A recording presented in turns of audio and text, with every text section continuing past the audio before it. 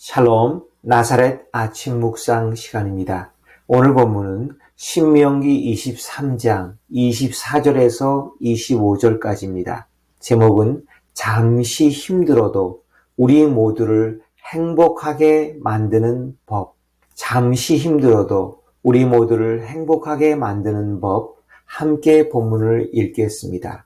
신명기 23장 24절에서 25절. 내 이웃의 포도원에 들어갈 때에는 마음대로 그 포도를 배불리 먹어도 되느니라. 그러나 그릇에 담지는 말 것이요. 내 이웃의 곡식밭에 들어갈 때에는 내가 손으로 그 이삭을 따도 되느니라. 그러나 내 이웃의 곡식밭에 낫을 대지는 말지니라. 아멘. 어느덧 미국에 와서 이민 생활을 시작한 지 20년이 흘러갑니다.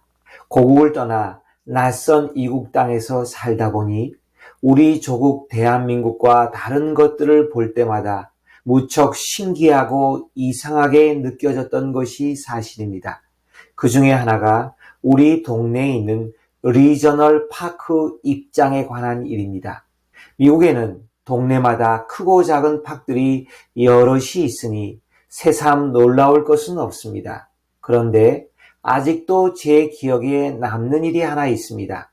우리 동네에서 제일 큰 공원, 리저널 파크입니다. 한인들이 많이 놀러가는 유료 입장을 해야 하는 제법 규모를 갖춘 공원입니다. 처음에 이 공원에 와서 놀란 일은 분명히 앞문으로 들어갈 때는 주차 비용으로 입장료를 내게 되어 있습니다. 그런데 뒷문을 열어놓아 걸어서 들어가는 사람에게는 돈 한 푼 받지 않고 개방을 한다는 것입니다. 한국에서 이민 온 지 얼마 안 되어 참 이해할 수 없는 일이라 생각되었습니다. 공짜를 좋아하는 세대, 어린 시절 가난이 몸에 밴 세대인 나에게는 쉽게 이해가 되지 않았지만 궁금증을 더해가는 일이었습니다. 아니, 뒷문을 열어놓지 말았어야지. 이러면 누가 주차 비용 입장료를 내고 앞문으로 들어가겠나.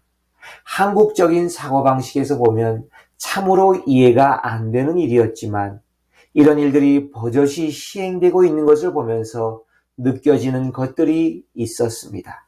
이곳 미국에서는 아름다운 경관을 지닌 곳을 만들었으면 그에 합당한 정당한 입장료를 받는 것도 사실이지만 이 좋은 시설을 만들고 나서 일정한 조건을 갖춘 사람들, 즉 동네 주민들에게 무료로 개방하여 누리게 하는 아름다운 시스템이 살아있구나 생각하며 부러웠던 적이 있습니다. 베드로전서 1장 15절에서 16절 말씀, 오직 너희를 부르신 거룩한 이처럼 너희도 모든 행실에 거룩한 자가 되라. 기록되었을 때 내가 거룩하니 너희도 거룩할지어다 하셨느니라. 그렇습니다. 오늘 본문을 읽으면서 다시 한번 생각해 본 주제가 거룩입니다. 거룩한 하나님 앞에서 합당한 성도의 삶은 자연스레 정결함이 요구되는 구체적인 삶입니다. 그렇다면 성도의 정결함이란 무엇을 의미합니까? 아주 쉽게 단순히 말하면 우리가 무심코 살면서 하루에 10번 정도의 죄를 짓는다고 가정할 때 그 횟수를 9번이나 8번 정도로 줄이는 게 거룩함을 연습하는 삶입니까? 이 말도 맞는 말입니다. 그렇지만 더 중요한 사실은 거룩하신 하나님의 아름다운 성품인 사랑과 공의의 정신을 따라 당장은 나에게 불편하고 손해를 끼칠 수 있으나 하나님이 우리에게 명하신 규례들을 하나 둘씩 실천해 감으로 자연스레 그분의 성품을 내 안에 담고 새겨가는 일이 성도에게 필요한 정결하게 되는 과정이라 생각됩니다. 이것은 반드시 구체적인 실천을 요구하며 그 실천은 반드시 하나님의 구체적인 규칙의 취지, 큰 뜻을 먼저 깨닫고 당장은 힘들더라도 순종하며 생활해 나갈 때 하나님의 거룩한 향기가 우리에게도 묻어나게 됩니다. 오늘 본문 말씀이 속한 책은 신명기서입니다.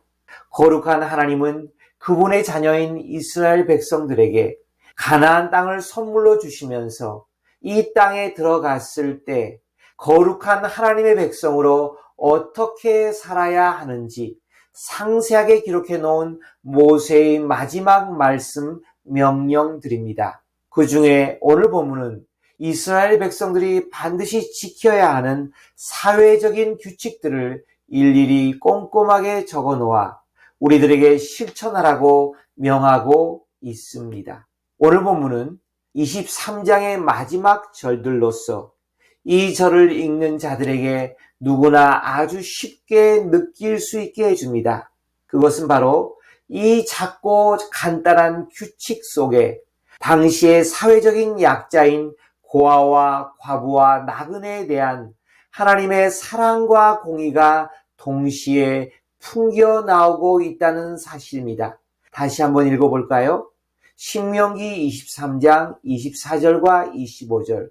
내 이웃의 포도원에 들어갈 때에는 마음대로 그 포도를 배불리 먹어도 되느니라. 그러나 그릇에 담지는 말 것이요. 내 이웃의 곡식밭에 들어갈 때에는 내가 손으로 그 이삭을 따도 되느니라. 그러나 내 이웃의 곡식밭에 낫을 대지는 말지니라. 아멘. 이 놀라운 구절을 좀 더 구체적으로 살펴볼까요? 반드시 절대 굶주림에 놓인 사람에게 제한 없이 풍성하게 그들의 줄임배를 채울 수 있도록 당연히 선행을 베풀어야 할 것을 명령하고 있습니다. 그렇지만 동시에 정반대로 보이는 또 한 가지를 덧붙여 명령하고 있습니다. 하나님의 풍성하신 긍휼을 실천하는 자들이 쉽게 놓칠 수 있는 한 가지 실수, 즉 사랑도 지나치면 독이 될 수 있다는 말처럼 하나님의 지엄하신 공의가 이 풍성한 긍휼을 명하는 구절 속에 함께 들어있다는 사실입니다. 그래서 이 말씀은 자주 실수하고 넘어지는 저 같은 사람에게는 너무나 아름답고 소중하게 느껴지는 구절입니다. 다시 한번 음미해 볼까요? 24절 중약 마음대로 배불리 먹어도 되느니라. 그러나 그릇에 담지는 말 것이요. 내가 손으로 그 이삭을 따도 되느니라. 그러나 내 이웃의 곡식밭에 낫을 대지는 말지니라. 이 말씀의 의미를 쉬운 말 성경에선 더 구체적으로 이해하기 쉽게 이렇게 번역해 줍니다. 만일 배가 고프면 이웃의 포도원에 들어가 배부르도록 실컷 포도를 따먹어도 괜찮습니다. 하지만 포도를 그릇에 담아가지고 가서는 안 됩니다. 만일 배가 고프면 이웃의 곡식밭에 들어가 손으로 이삭을 잘라 먹어도 괜찮습니다. 그러나 낫으로 이웃의 곡식을 베어가서는 안 됩니다. 그렇습니다. 자기의 먹거리를 구하기 위해 정당한 대가를 지불할 수 없는 형편에 놓인 자들이 우리 주변엔 존재합니다. 하늘아버지께서 그들을 배려하고 품으라고 주신 말씀입니다. 그래서 하나님께서 이와 같은 명령을 내리신 것입니다. 당시에는 오늘날 미국과 같은 사회적인 약자인 경제적인 빈곤층을 돕는 시스템, 예를 들면 일명 푸드 스탬프나 산모와 유아를 위한 위과 같은 프로그램이 잘 갖추어져 있지 않았습니다. 국가가 가난한 자들을 책임질 수 없는 상황이니 당연히 가진 자, 당시의 토지 소유주들이 이런 자비를 베풀어야 한다고 명령하고 있습니다. 한국에서 옛날에는 아름다운 전통 중에 하나였으나 지금은 절도죄로 전락해버린 농촌의 수박서리와 참외서리를 생각나게 하는 부분입니다. 하나님은 분명히 명령하십니다. 1년 동안 땀 흘려 농사를 짓느라 수고했고 이제 그 수확의 열매를 맛보게 되어 기뻐하는 자들에게 분명히 말씀하십니다. 내 피와 땀이 밴 자식과 같은 소중한 열매들이지만 이름도 성도 모르는 낯선 사람들이 와서 내 농작물을 탐내고 있을 때, 그것도 그들이 며칠씩 배를 고른 허기진 이들이라면 아까워하지 말고 선뜻 베푸는 것이 바로 하나님의 거룩을 닮은 백성의 삶이라는 것입니다. 그렇지만 그 반대의 사실도 분명히 말씀하고 계십니다. 배고픈 이들이 와서 아낌없이 배불리 먹는 것은 죄가 되지 않지만 다 먹고 나서 욕심이 생겨 그 이상을 가져가려 해서는 안 된다는 말씀입니다. 그것은 십계명에 기록된 10번째 계명, 내 이웃의 집을 탐내지 말지니라를 분명히 범하는 죄가 성립한다는 사실입니다. 나사렛 묵상에 참여한 여러분, 우리가 믿는 여호와 하나님은 말씀하시는 하나님이십니다. 하나님의 말씀은 시간을 초월하여 역사하는 힘이 있습니다. 그것은 아무리 세월이 흘러도 변치 않는 하늘 아버지의 입에서 나온 영원한 진리의 말씀이기 때문입니다. 우리는 잠시 동안 이 짧은 구절 속에 하나님의 거룩한 성품인 그분의 사랑과 공의가 동시에 들어있음을 보았습니다. 아무리 아름답고 고상해도 우리가 그 뜻을 바르게 깨달았고 실천하지 못한다면 그것은 모래 위에 지은 믿음의 삶이 되고 맙니다. 함께 기도하겠습니다. 거룩하신 하나님 감사합니다. 오늘도 우리에게 거룩한 삶의 구체적인 한 방법을 알려주시니 감사합니다. 아주 작은 실천 명령이지만 내 생활 속에서 구체적으로 적용하고 베푸는 삶을 살게 하옵소서.